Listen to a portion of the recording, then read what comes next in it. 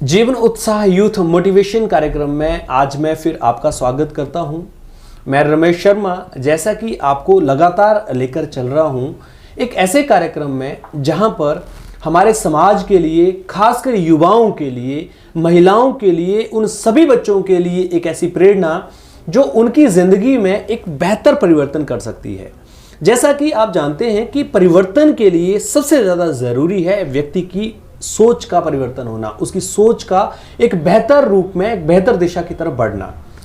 बेहतर दिशा की तरफ बढ़ने का अर्थ केवल यह नहीं है कि हम उसमें कितना पैसा कमा सकते हैं, बल्कि उस दिशा में बढ़ते हुए हम किस तरह के व्यक्तित्व बन जाते हैं, किस तरह का व्यक्तित्व हासिल कर लेते हैं, बहुत इंपॉर्टेंट है। मुझे बहुत अच्छी तरह से याद है, एक मोटिवेशनल स्पीकर होने के नाते मैं एक प्रोग्राम के अंदर कुछ महिलाओं की काउंसलिंग कर रहा था, जो एक छोटे से स्कूल के एक छोटे बच्चों की पेरेंट्स होते थे।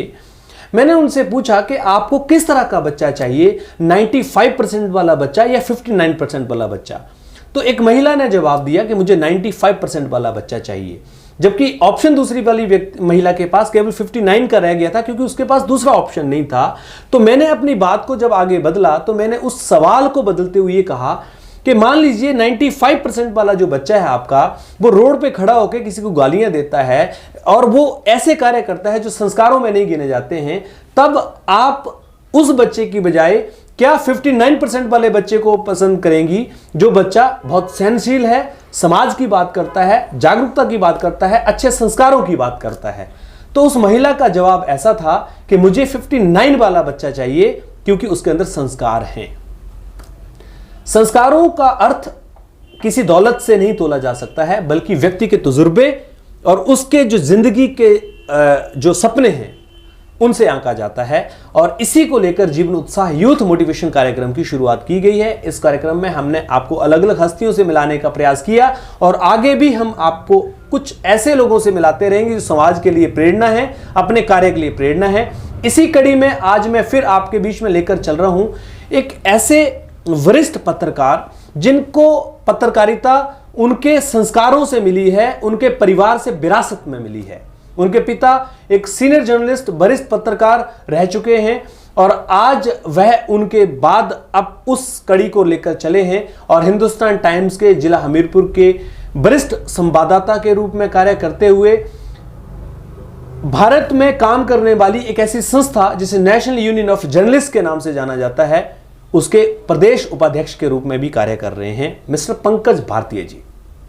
और पंकज भारतीय जी से आज का हम चर्चा आपके बीच में लेकर चलेंगे और उनसे जानेंगे उनकी जिंदगी के इस तजुर्बे के बारे में और समाज को वो क्या प्रेरणा अपनी जिंदगी के माध्यम से दे सकते हैं, अपने कार्य के माध्यम से दे सकते हैं। तो चलिए आपकी मुलाकात कराते हैं, स्वागत करते हैं उनका अपने स्टूडियो में। पंकज जी, बहुत बहुत स्वागत है आपका जीवन उत्साह के इस यूथ मोटिवेशन कार्यक्रम में। और आज आप हमारे स्टूडियो में आए, आज हमारे मेहमान आप हैं और पत्रकारिता का बहुत लंबा आपका तजुर्बा है। एक बेहतरीन व्यक्तित्व के साथ भी आप अपनी जिंदगी में इस पत्रकारिता को लेकर चल रहे हैं।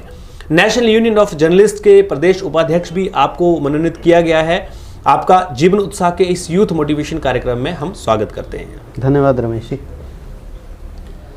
पंकज जी, जैसा कि हम बात पत्रकारिता से ही करते हैं, आपका बड़ा लंबा तजुर्बा है इस इंडस्ट्री में या इस दिशा में। आज लोगों का रुझान बहुत कम होता जा रहा है। सबसे पहले तो हम ये जानना चाहते हैं कि ऐसा क्या कारण है कि भारतीय संविधान का चौथा स्तंभ कहे जाने वाले इस स्तंभ में लोगों का विश्वास कम होता जा रहा है, आखिर क्यों? रमेश जी, बात ऐसी है कि उत्साह में भी कमी नहीं है। मैं थोड़ा क्वेश्चन को आपके इस तरीके से ले रहा हूँ। हर चीज़ एक युग के बाद परिवर्तन की ओर अग्रसर होती है जी।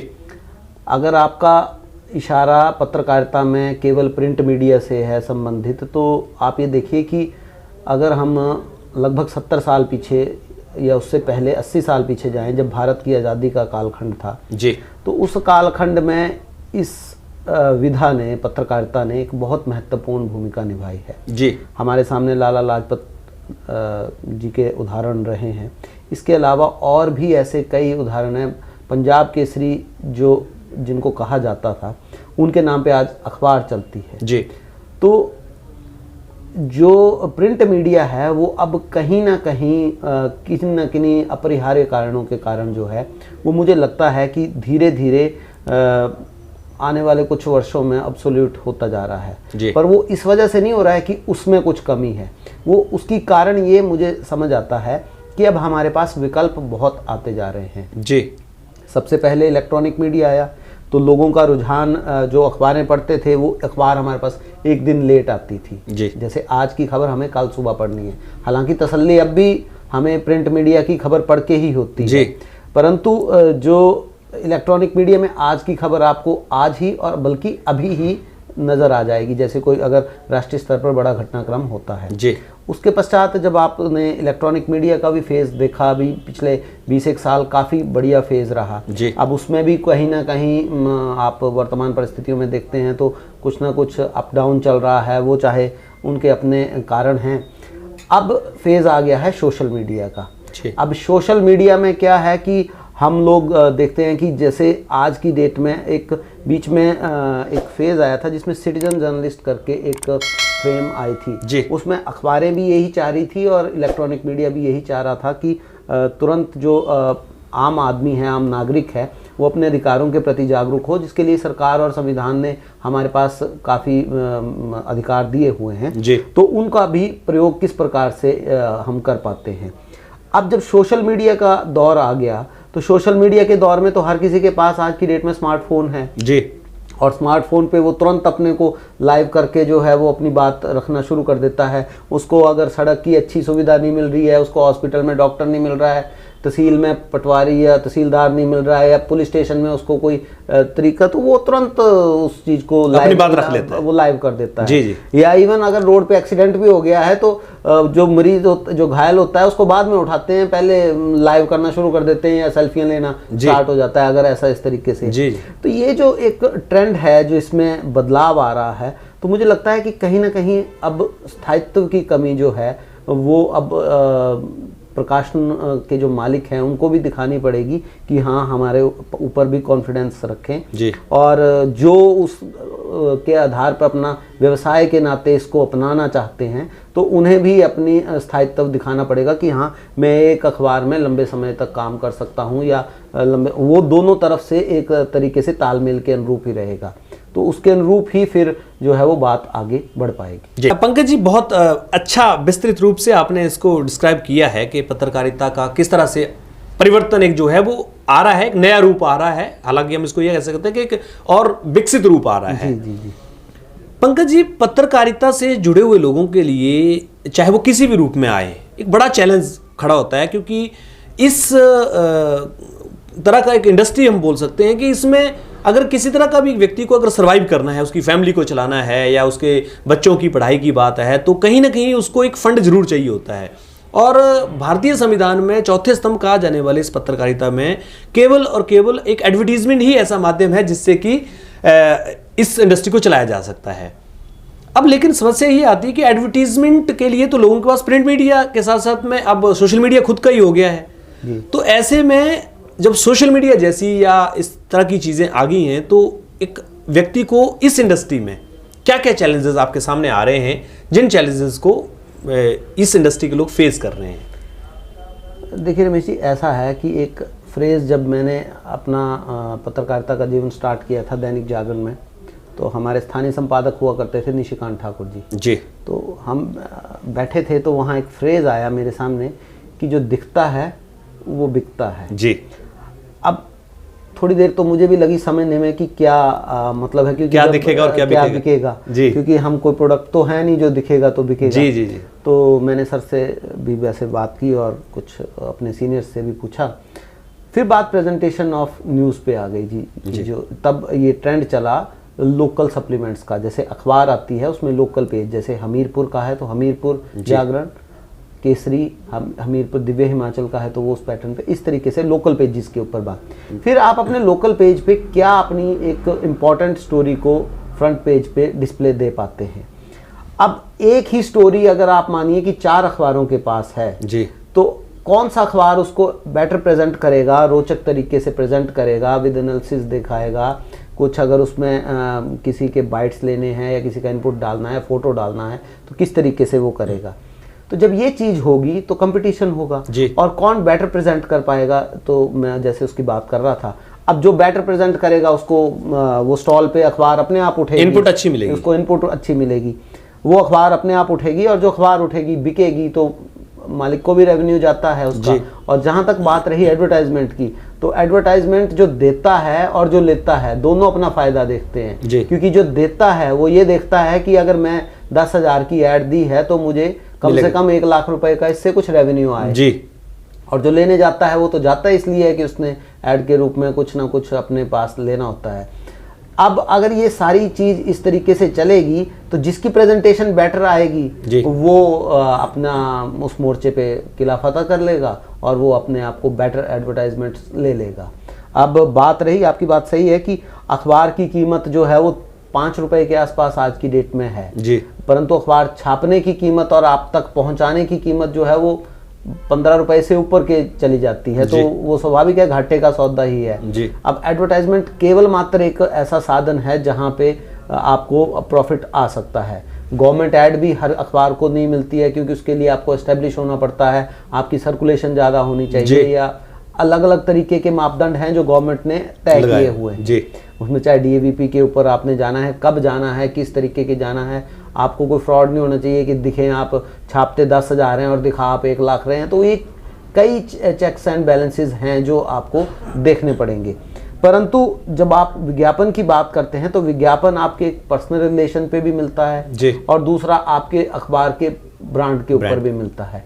तो ये जब चीज़ें आपके सामने आ जाती हैं वहाँ पे आपको सहूलियत भी मिलती है और आपको कई बार संघर्ष भी करना पड़ता है, क्योंकि हो सकता है कि कोई अपने पर्सनल रिलेशन पे, और जो मैं डिस्प्ले की बात कर रहा हूँ वैसा ना दे के पर्सनल रिलेशन पे आपसे कई गुना ज़्यादा विज्ञापन एक क्लाइंट से ले जाए और आपको जो है वो उसमें 1/10 में ही गुजारा करना पड़े। तो ये ऐसी चीज़ें अक्सर इस हमारे प्रोफेशन में रहती हैं जी।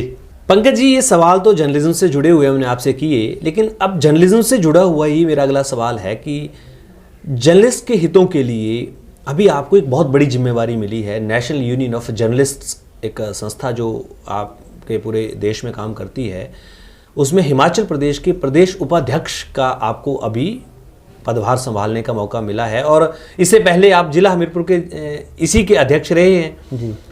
अब पिछले 6 महीनों में ही आपको अध्यक्ष से प्रदेश का उपाध्यक्ष तक जाने का मौका मिला है, तो एक बड़ी अचीवमेंट है। इसके लिए सबसे पहले तो हम आपको बधाई देते हैं कि आपकी मेहनत वाकई में ही दिखी है।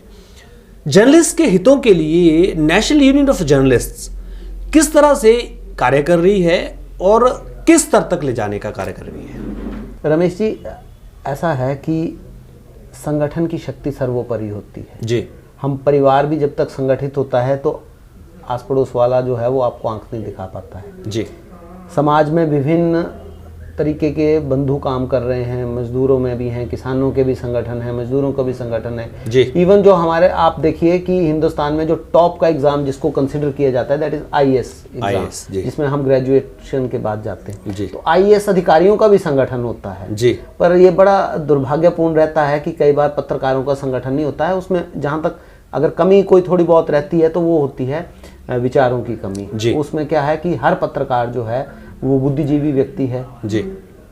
उसके पास इंटेलेक्ट लेवल जो है हर किसी का अलग अलग है और वो काफ़ी अपने को इंटेलेक्चुअल मानता भी है और वो होता भी है। तो उसका पर ये है कि विचारों में कहीं ना कहीं मतभेद हो जाता है। बिल्कुल हो जाता है, ठीक है। अब जब विचारों में मतभेद हो जाता है तो अगर हम उसको मनभेद की तरफ ले जाते हैं तो फिर हम संगठित नहीं हो पाते हैं जी। ये प्रयास चल रहा लंबे समय से, 1972 से NUJ जो है वो देश भर में कार्य कर रही है। तो हिमाचल में भी पिछले लगभग 50 वर्षों से जो NUJ की स्थायी इकाइयाँ रही हैं। मुझे सौभाग्य है, मेरे पिताजी को भी प्रदेश में NUJ को लीड करने का मौका मिला जी। तो 1993 के आसपास पालमपुर में चुनाव हुआ था, तो उसमें वो प्रदेशाध्यक्ष बने थे और उस समय प्रदेश में वीरभद्र जी की सरकार हुआ करती थी जी। तो उनसे भी कई ऐसे निर्णय हुए हैं जिन्होंने पत्रकारों के हितों में कार्य किया है। चाहे वो ट्रांसपोर्ट की फैसिलिटी दिलाई गई है, चाहे टूरिज्म के होटल्स में कुछ फैसिलिटी दिलाई गई है, चाहे एक्रीडेशन के मामले में प्रदेश के पत्रकारों को राहत दिलाई गई है। तो ऐसे कई निर्णय हैं जो लगातार NUJ की जितने भी हिमाचल इकाइयों में अध्यक्ष रहे हैं उन्होंने समय समय पर इनके ऊपर काम किया है जी। अब जहाँ तक संगठित होने की बात है, जब तक हम संगठित नहीं होंगे, हमारी आवाज़ बुलंद नहीं होगी, तो तब तक ना सरकार सुनेगी और ना जो हमारे को एक तरीके से जिनको आप कह सकते हैं कि प्रताड़ित करते हैं कई बार राजनेता या सो कॉल्ड पावरफुल पर्सन्स, जिसमें मनी लॉन्ड्रिंग करने वाले लोग भी होते हैं या अलग अलग तरीके के, सभी का अपना रोल रहता है। वो लोग जब हमें प्रताड़ित करने वाले होंगे तो ये पता लगता है कि A को या B को गलत तरीके से प्रताड़ित किया जा रहा है और वो अपने संगठन में अपनी बात रखता है जी। तो उसके हिसाब से जो है वो हम संगठित होकर उसको मुंह तोड़ जवाब दे सकते हैं जी।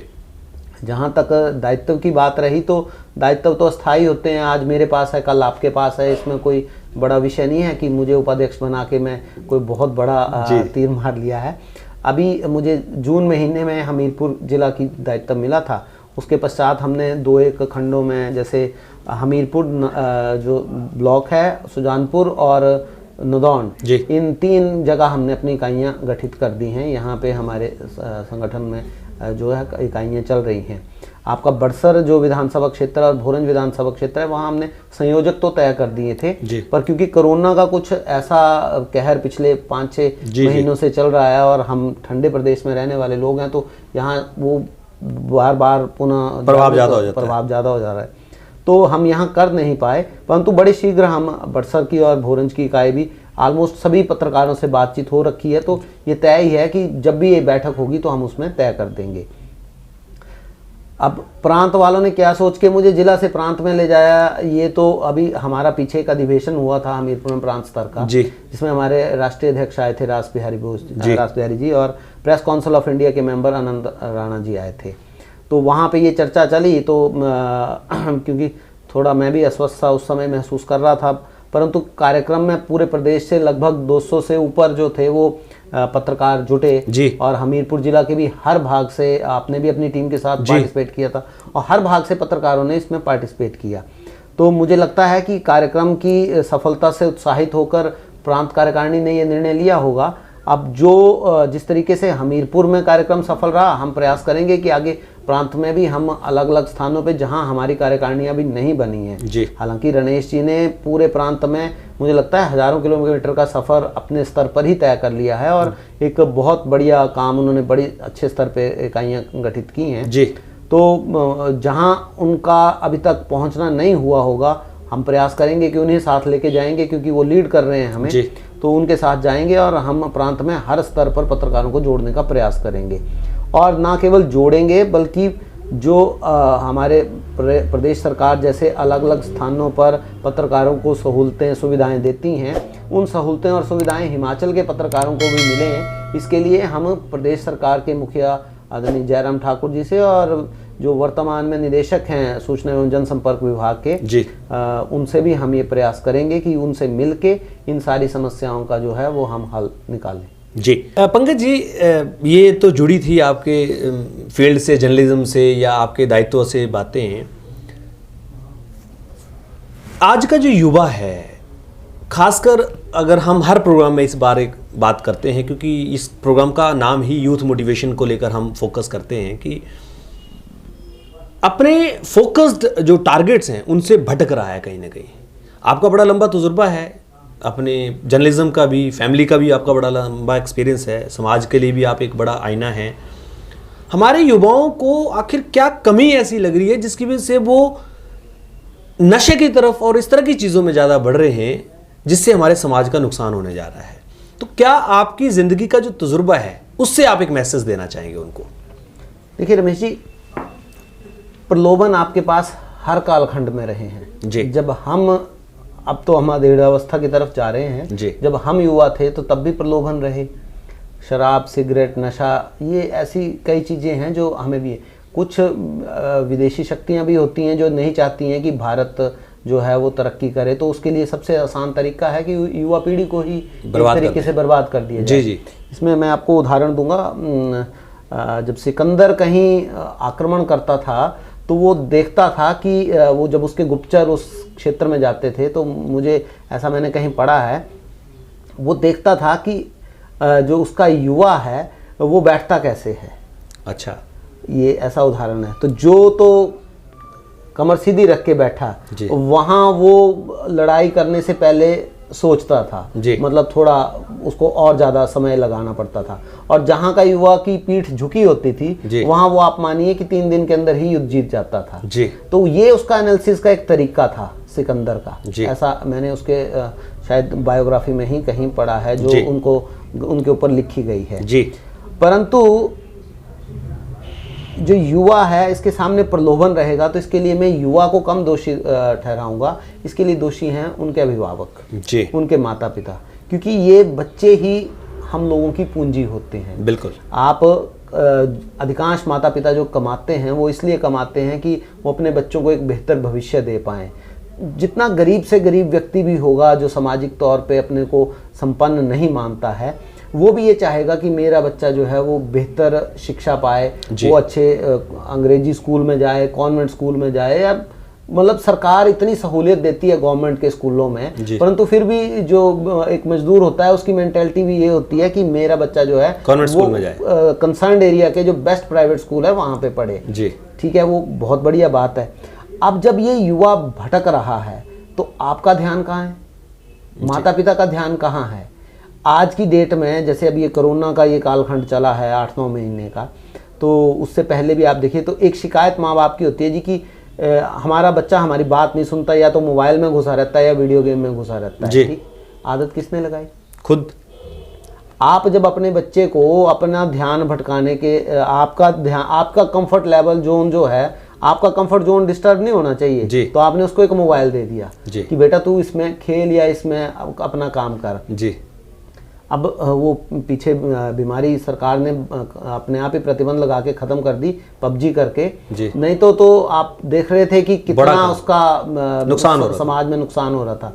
अब मुझे बताइए कि अगर हम अपने बच्चे का ख्याल भी नहीं रख सकते हैं तो हम किसका ख्याल रख रहे हैं? मैं IAS हूँ, IPS हूँ, पत्रकार हूँ, वकील हूँ, ठेकेदार हूँ, कुछ भी हूँ, मैं समाज में किसी भी तरीके का काम कर रहा हूँ, डॉक्टर हूँ, इंजीनियर हूँ, बढ़िया से बढ़िया मैं डॉक्टर इंजीनियर हूँ।